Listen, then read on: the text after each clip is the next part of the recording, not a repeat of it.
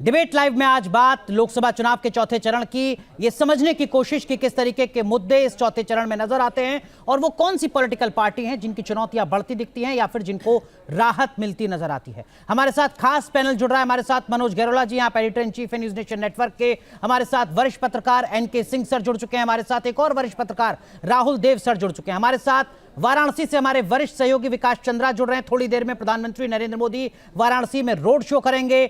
हैदराबाद से हमारे सहयोगी राहुल डबास जुड़ रहे हैं। आज पश्चिम भारत के ज्यादातर बड़े राज्यों में चुनाव खत्म हो चुका है। हमारे साथ पश्चिम बंगाल से तापस सेन गुप्ता जुड़ रहे हैं। पश्चिम बंगाल में भी आज कई महत्वपूर्ण सीटों पर चुनाव हुआ है। चर्चा की शुरुआत मनोज सर आपसे, ये जो चौथा चरण है, इस चरण में क्या कुछ खास बातें सर जो आपको नजर आई? देखिए, ऐसा है कि अभी 3 बजे तक का डेटा हमारे पास है, तो उस डेटा में जो सबसे इंटरेस्टिंग चीज़ है वो ये है कि उत्तर प्रदेश में 3 बजे तक इलेक्शन की परसेंटेज काफ़ी अच्छी थी। आप देखिएगा कि उत्तर प्रदेश में 48.41% इलेक्शन हुआ है और अगर इसको हम 2019 से कंपेयर करें तो सिर्फ 10% ही कम है अभी तक, 9-10% हर एक सीट में। ये दोपहर 3 बजे तक, ये दोपहर 3 बजे तक का डेटा है और अभी 3 घंटे अभी बाकी हैं। तो जब मैंने अपने रिपोर्टर से बात करी तो ये मालूम चला कि इसके 2 कारण हो सकते हैं। पहला कारण तो ये कि आज सुबह से यूपी में जहाँ जहाँ मतदान हो रहा है वहाँ मौसम अच्छा था, हल्की फुल्की बारिश भी थी और बहुत ज़्यादा ठंड नहीं थी, मतलब बहुत ज़्यादा गर्मी नहीं थी। हमारे रिपोर्टर का तो कहना ये था कि सर जैसे हर बारी पसीना हम लोग बहाते थे, इस बारी पसीना काफ़ी कम है। दूसरा ये था कि दोनों पॉलिटिकल पार्टीज़ ने, क्योंकि पहले फेसिस में वोटिंग थोड़ी कम हुई थी, तो दोनों पॉलिटिकल पार्टीज़ ने कोशिश करके अपने अपने वोटर्स को बाहर निकाला है। तो ये एक सबसे ज़्यादा इंटरेस्टिंग पॉइंट है। ठीक है, मतलब आप कह रहे हैं कि उत्तर प्रदेश में टर्नआउट परसेंटेज बढ़ जाएगा? हाँ, बढ़ेगा नहीं तो कम से कम 2019 के इक्वल रहेगा। अगर ये भी नहीं है तो 3 बजे तक का काफ़ी ही इनकरेजिंग वोटिंग वहाँ परसेंटेज है।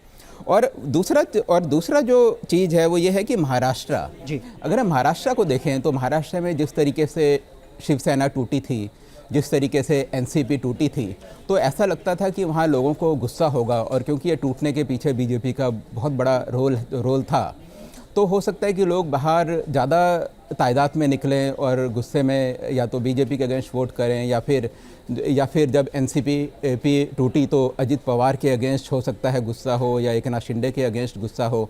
लेकिन सारे के सारे फेसेस की तरह फेस 4 में भी महाराष्ट्र में वोटिंग परसेंटेज पहले 2019 के मुकाबले कोई अच्छा नहीं है, बल्कि काफ़ी कम है।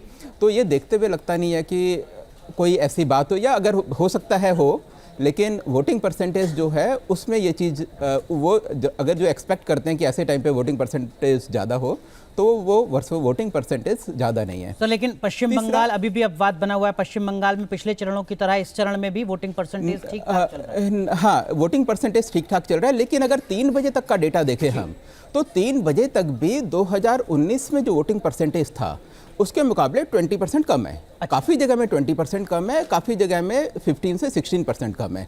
तो इसीलिए मैंने कहा कि यूपी का ओवरऑल नंबर भले ही कम हो, लेकिन 2019 के मुकाबले गैप काफ़ी ज़्यादा अभी कम है, जो कि 3 घंटे में फिल होना बहुत आसान चीज़ है। तीसरी एक और चीज़ इंटरेस्टिंग है इसकी, श्रीनगर सीट की। श्रीनगर सीट में 30% वोटिंग हुई है, जो कि पिछली बारी 15% हुई थी। अब ये वोटिंग अच्छी है या गंदी है इसके बारे में तो कुछ भी कहना मुश्किल है।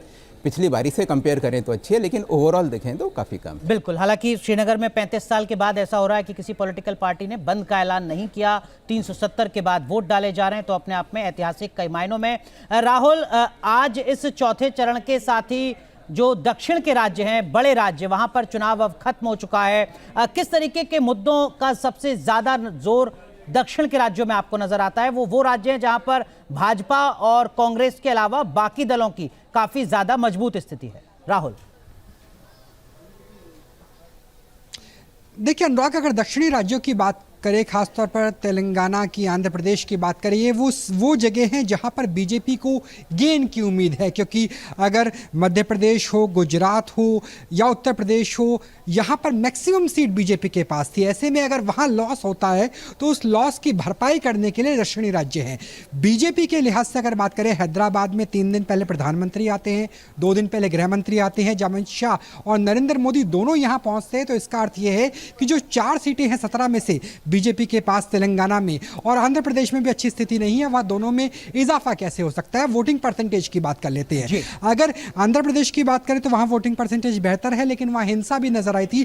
तेलंगाना की बात करें, वोटिंग परसेंटेज 52 है, जबकि उत्तर प्रदेश से 4 ज्यादा, उत्तर प्रदेश में 48 के आसपास है। लेकिन जहां मैं मौजूद हूं हैदराबाद, क्योंकि ये नाक की लड़ाई है माधवीलता और ओवैसी के बीच में, यहां पर वोटिंग परसेंटेज 29.47% है, यानी टोटल तेलंगाना से लगभग आधे के आसपास है उसमें। लेकिन अच्छी एक अलग बात यह है कि उसमें जो घोषा महल इलाका है, जहां बीजेपी के विधायक है, साथ में से सिर्फ एक ही विधायक बीजेपी के है, जो हिंदू बहुल इलाका है, वहां पर एवरेज से ज्यादा है, 32% के आसपास है। एक खबर अभी आपको और दे दूं कि अभी तब से 15 मिनट पहले माधवीलता और ओवैसी का आमना सामना हुआ था और AIMIM के कार्यकर्ता उन्होंने घेर लिया था और उन्होंने कहा था कि मुझे जान का खतरा है। दोनों आमने सामने आ गए थे, ओवैसी और माधवीलता। जी अनुराग। ठीक है, एनके सर, आपसे समझना चाहूंगा, दक्षिण राज्यों में जहां 2009 में भारतीय जनता पार्टी को सिर्फ 10 सीटें मिली थीं, 2019 में वो बढ़कर 42 सीटें हो गई थीं।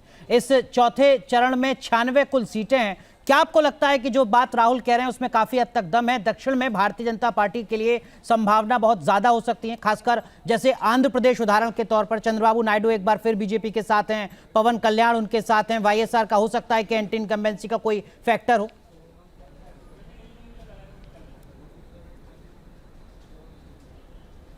हाँ, बिल्कुल सही कह रहे हैं, लेकिन एक बात है कि दक्षिण भारत में अगर आप देखें तो केरल, तमिलनाडु भी है, कर्नाटक भी है, और मुझे लगता है कि कर्नाटक वगैरह में, केरल, दक्षिण तमिलनाडु में तो नहीं मिलनी है कोई सीट जी, लेकिन यह माना जाता है कि एक सीट शायद केरल में मिल जाए, जो कि अपने आप में बहुत बड़ी बात होगी बीजेपी। एनके सर माफ कीजिए, मैं आपको रोक रहा हूं, ये सीधी तस्वीरें, एनके सर मैं आऊंगा आपके पास, ये सीधी तस्वीरें अपने जरा दर्शकों को दिखा दें। प्रधानमंत्री नरेंद्र मोदी पहुंच चुके हैं अपने संसदीय क्षेत्र वाराणसी में। आज उनका रोड शो है, 5 से 6 किलोमीटर लंबा रोड शो। बनारस हिंदू विश्वविद्यालय का जो सिंह द्वार है, वहां से ये रोड शो शुरू होना है, काशी विश्वनाथ मंदिर पर खत्म होगा, और ये बनारस हिंदू विश्वविद्यालय के सिंह द्वार की तस्वीरें। मदन मोहन मालवीय की प्रतिमा पर माल्यार्पण किया है प्रधानमंत्री नरेंद्र मोदी ने, और यहीं से इनके रोड शो की शुरुआत हो रही है। बतौर सांसद तीसरी बार अपना नामांकन कल दाखिल करेंगे। 2014 में प्रधानमंत्री नरेंद्र मोदी पहुंचे थे वाराणसी में चुनाव लड़ने के लिए। रोड शो शुरू होने जा रहा है। इनके सर माफ कीजिए, आपको रोका था, अपनी बात कंप्लीट कीजिए इनके सर।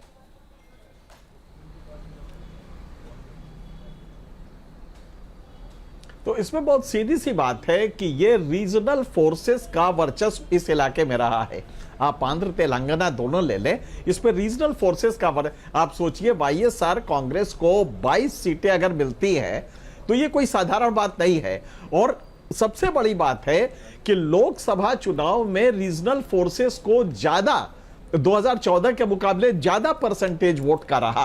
आप सोचिए जरा, मोदी जी का वो जो सैलाब है लोकप्रियता का, उसके बावजूद अगर रीजनल फोर्सेस का वोट परसेंटेज बढ़ रहा है, जैसे उदाहरण के लिए YSR कांग्रेस ले लीजिए, और बीजेपी का या NDA का कम हो रहा है कुछ परसेंट, तो इसका मतलब हुआ कि वहां पे लोकसभा में भी जो पब्लिक है वो रीजनल फोर्सेस को तरजीह देती है। हालांकि ये होना नहीं चाहिए, नेशनल लोकसभा में नेशनल पार्टी का प्रधानमंत्री बनता है, इसलिए नॉर्मली ये होना चाहिए। हमें लगता है कि ये रीजनल फोर्सेस का वर्चस्व वाला एरिया है और इसमें बीजेपी को कुछ गेन तो हो सकता है, लेकिन बहुत सब्सटेंशियल नहीं होगा। जहां तक यूपी की बात है, यूपी में सारी सीटें बीजेपी के पास है, तो उसको लूज करने को, मतलब गेन करने को कुछ नहीं है। बिल्कुल लूज अगर करे तो अलग बात है, लेकिन यूपी में बीजेपी गेन नहीं कर पाई क्योंकि सारी की सारी सीटें उसकी है जहां चुनाव हो रहे हैं। सर, उत्तर प्रदेश से तस्वीरें सामने आ रही है, हमारे सहयोगी विकास चंद्रा इस वक्त वाराणसी में मौजूद हैं। विकास, आप तो लगातार भारतीय जनता पार्टी को कवर कर रहे हैं। 2014 के मुकाबले 2019 में प्रधानमंत्री नरेंद्र मोदी के चेहरे के साथ जो नतीजे आए थे उसमें काफी कुछ स्थितियां बदली थी बीजेपी के लिहाज से। मसलन 288 सीटें ऐसी थीं जहां बीजेपी को 50% से ज्यादा वोटों के साथ जीत मिली थी। 11 राज्य ऐसे थे 2019 में जहां विपक्ष का खाता तक नहीं खुला था। 32 सीटें ऐसी थी जो भारतीय जनता पार्टी ने पहली बार जीती थी, जिसमें अमेठी और गुना जैसी सीटें भी शामिल थी। 2024 में जब चौथा चरण खत्म हो चुका है, आपकी लगातार बीजेपी के दिग्गज नेताओं से बात हो रही है, किस तरीके का असेसमेंट पार्टी इस बार कर रही है?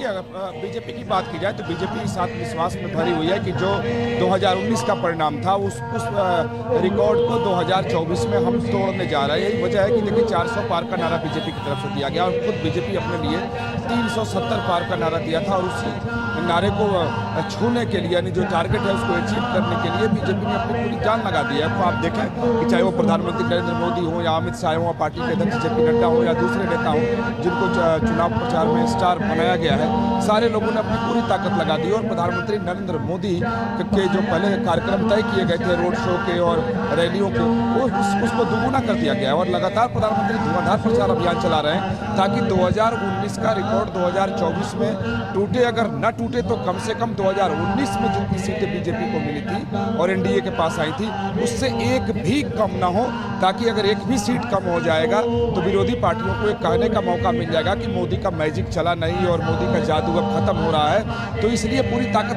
बीजेपी ने लगाई है, खुद प्रधानमंत्री मोदी ने लगा दिया है। तो बीजेपी नेताओं से जब बात होती है तो उनका यही कहना है कि जैसे जैसे चरण बीत रहा है तो बीजेपी को कोई नुकसान नहीं है, बल्कि वो 2024 से आगे, तो माफ करिएगा 2019 से आगे ही बढ़ रहे हैं और 2019 से आगे ही परिणाम 2024 में निकल कर आएगा। तो बीजेपी अभी भी आत्मविश्वास में दिखाई दे रही है। हालांकि पहले चरण और दूसरे चरण के जब मतदान हुए थे तो उसके बाद पार्टी के नेताओं में आत्मविश्वास की कमी देखी जा रही थी। उसके बाद से इन लोगों ने अपनी रणनीति भी बदली और प्रचार अभियान के तरीके को बदल दिया, क्योंकि तब पार्टी को फीडबैक मिला था कि कार्यकर्ता अपने घर से नहीं निकल रहे हैं, वो 400 पार के नारे से बहुत भरोसे में है कि मोदी के बल पे तो चुनाव हम जीत ही जाएंगे, तो बाहर निकलने की जरूरत क्या है। लेकिन जब पार्टी को ऐसा लगा कि नहीं इससे नुकसान हो रहा है तो तत्काल पार्टी ने रणनीति पे बदल दी और अपना अभियान को बदला और चुनावी मैनेजमेंट को बदला। तो अब कार्यकर्ता निकल रहे हैं तो पार्टी और ज्यादा भरोसे में दिख रही है। और आज तो प्रधानमंत्री नरेंद्र मोदी का बनारस में रोड शो होना है और उसी रोड शो में मैं भी मौजूद हूँ। गदौलिया चौराहा है, बड़ा ऐतिहासिक है। बिल्कुल विकास, तस्वीरें हम अपने दर्शकों को दिखा रहे हैं। मैं आपका एक बार फिर रुख करूंगा, लेकिन उससे पहले राहुल सर, इस चौथे चरण तक का जो असेसमेंट है उसको आप किस तरीके से आंक रहे हैं सर?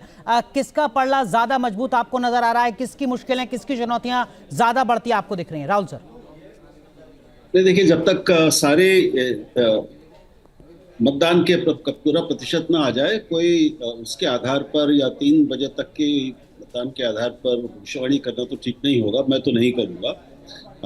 सिवा इसके कि जो अभी चुनौतियां अलग अलग पार्टियों के सामने अलग अलग प्रदेशों में हैं, उनकी हम थोड़ी चर्चा कर सकते हैं। जैसा कई हमारे मित्रों ने अभी कहा कि उत्तर प्रदेश की सभी सीटों पर बीजेपी पे केवल अपने वोट शेयर की चिंता करनी है, अधिक से अधिक उसको वहाँ मुझे कोई बड़ा बदलाव होता दिखता नहीं है, लेकिन ये देखना होगा कि वोट शेयर कैसा निकलता है और उससे कुछ हमें अंदाज लगेगा हवा के रुख का। बाकी दक्षिण की जहाँ तक बात है, क्योंकि आंध्र प्रदेश में आज आंध्र प्रदेश और तेलंगाना के बाद अब जब दक्षिण का एक बड़ा हिस्सा लगभग पूरा हो गया मतदान। आंध्र प्रदेश में हम जानते हैं कि विधानसभा के चुनाव हो रहे हैं। आंध्र प्रदेश तमिलनाडु और केरल के साथ ऐसा तीसरा प्रदेश रहा है दक्षिण में जहां पर बीजेपी को प्रवेश करने में सबसे ज्यादा दिक्कत का सामना करना पड़ा। उसको तेलंगाना में एक जगह मिली, वो विधानसभा में 14% और लोकसभा में 19-20% तक पहुंचा पिछली बार। लेकिन आंध्र प्रदेश में उसका आप अगर वोट शेयर देखेंगे तो वो आश्चर्यजनक रूप से कम है।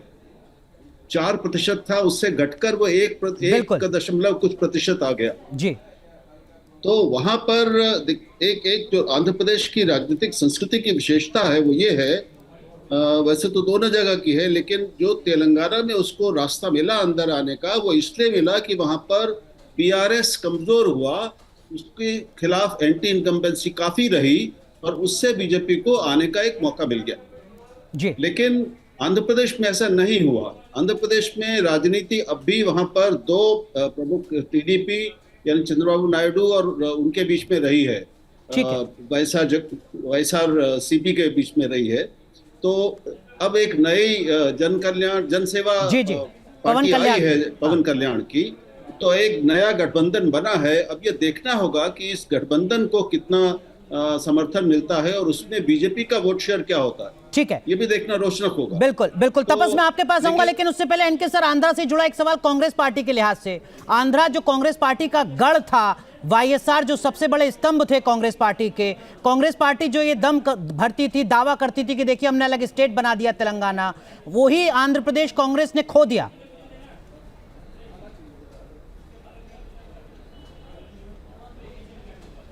कांग्रेस की यह मजबूरी रही है। आज आप सोचिए कि ये रीजनल पार्टीज अपने बूते पे, वाईएसआर कांग्रेस अपने बूते पे अगर चुनाव लड़े तो इसका सीधा मतलब है कि उनको कांग्रेस से कोई सपोर्ट नहीं मिल रहा है, वरना इंडिया गठबंधन में इनको भी शामिल होना चाहिए था।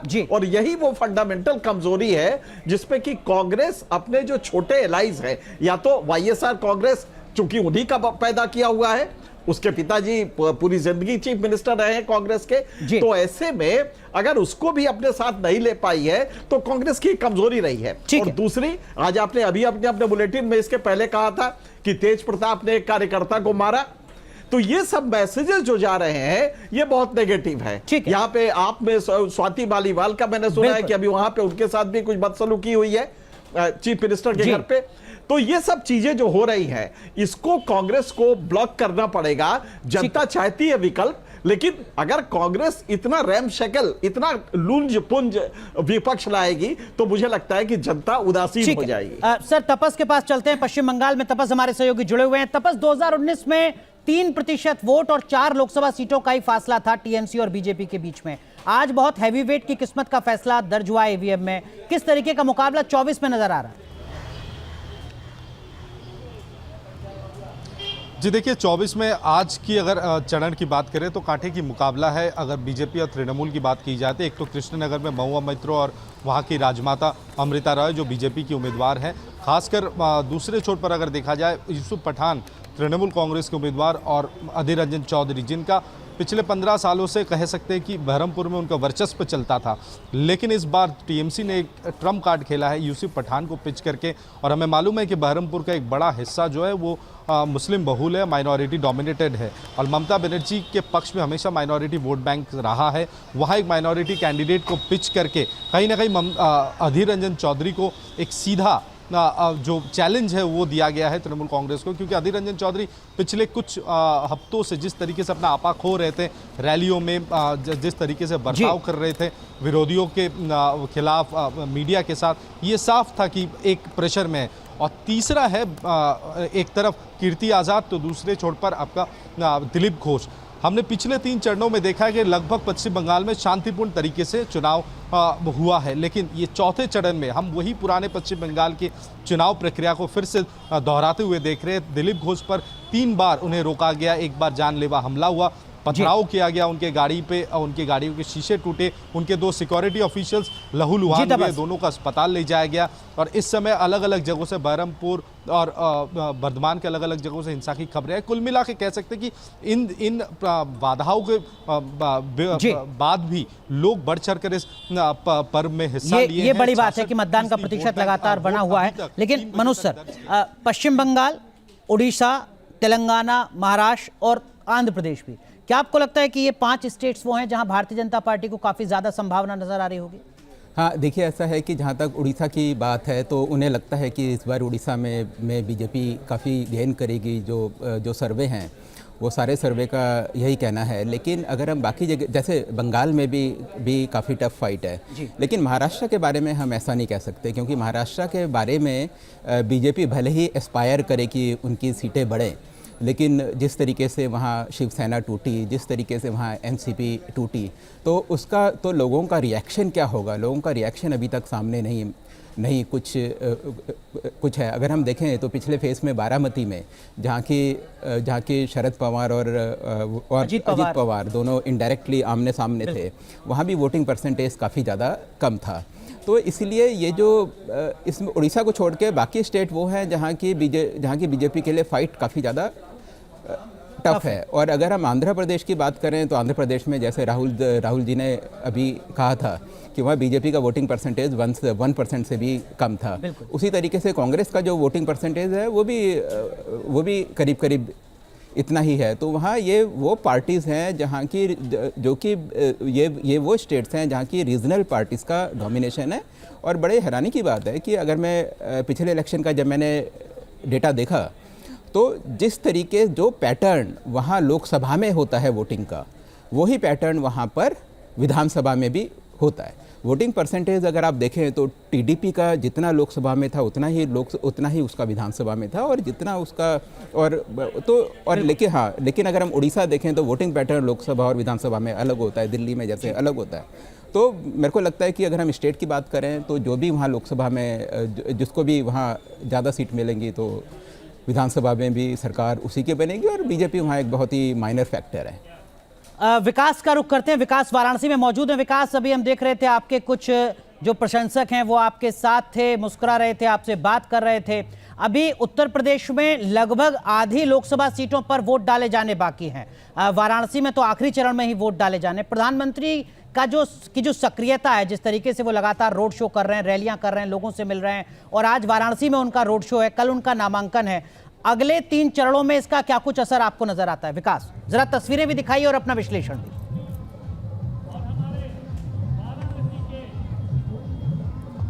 सबसे पहले जो प्रधानमंत्री नरेंद्र मोदी का जो रोड शो होना है, और बदौलिया चौराहे पे मैं मौजूद हूँ, जहाँ से 500 मीटर की दूरी पर बाबा विश्वनाथ का मंदिर है, जहाँ आकर उनका रोड शो खत्म हो जाएगा।